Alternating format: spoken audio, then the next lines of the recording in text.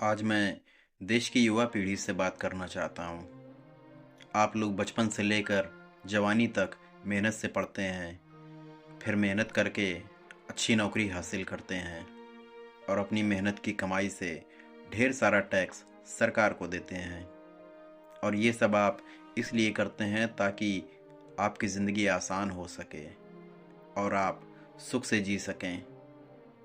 लेकिन असल में आपको ऐसा कुछ नहीं मिलता। आपको ज़रूरत से ज़्यादा भीड़ वाली ट्रेन में सफ़र करना पड़ता है।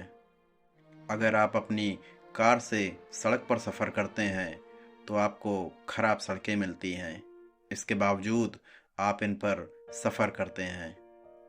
फिर किसी दिन युवराज मेहता की तरह आपकी जान खतरे में पड़ जाती है।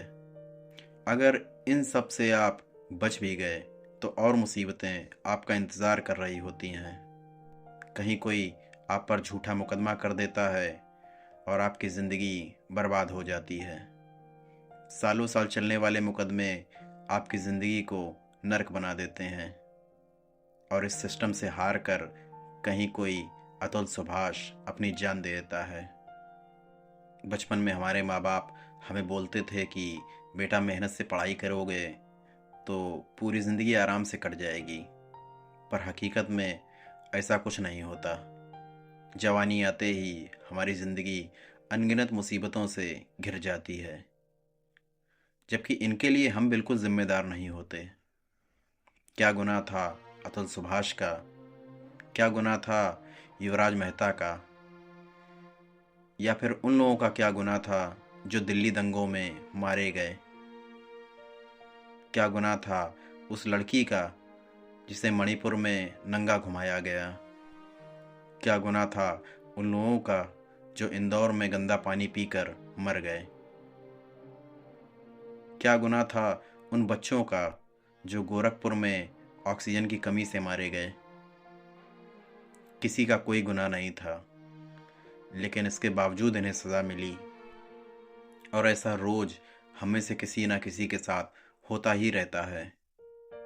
मैं बहुत गहराई से ये सालों तक सोचता रहा कि इन अजीब अजीब समस्याओं का समाधान क्या है, और काफ़ी सोच विचार करने के बाद मुझे महसूस हुआ कि एक ही ऐसी चीज़ है जिसके ठीक होने से यकीनन काफ़ी फ़र्क पड़ेगा, और वो है हमारी न्याय व्यवस्था।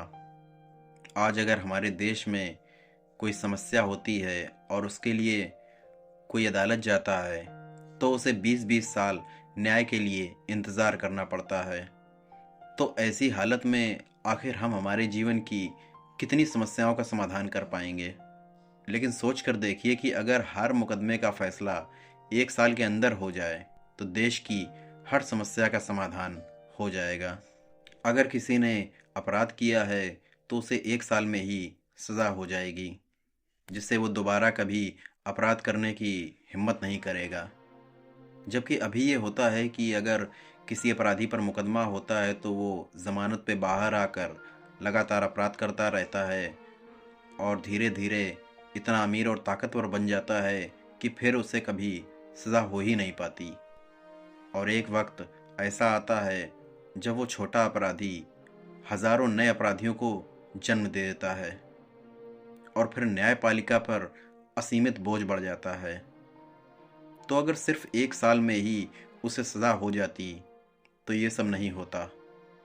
अब अगर हम ये मान लें कि एक शख्स ने किसी बेकसूर पर झूठा मुकदमा कर दिया और उसे जेल भी भेज दिया गया, तो मुकदमे को 1 साल में निपटाने की वजह से उसे 1 साल से ज़्यादा जेल में नहीं रहना पड़ेगा।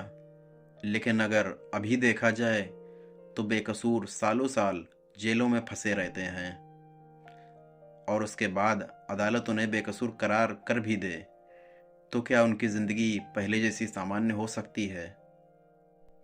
बहुत विचार करने के बाद मैं इस नतीजे पर पहुंचा हूं कि अगर अदालतें 1 साल के अंदर फैसला देने लगें तो देश की हर समस्या का समाधान हो जाएगा। फिर चाहे वो समस्या स्कूल, अस्पताल, सड़क, पुल की हो या फिर नेताओं के हजारों करोड़ के भ्रष्टाचार की। ज़मीन से लेकर सबसे ऊंचे स्तर की हर समस्या का समाधान हो सकता है।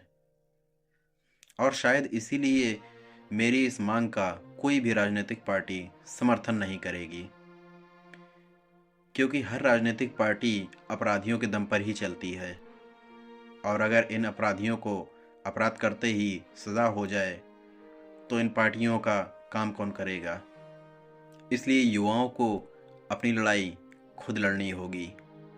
हमें खुद ही सरकार से ये मांग करनी होगी कि कानून बनाकर मुकदमों की समय सीमा 1 साल तय की जाए, ताकि न्याय सही मायनों में न्याय बन सके।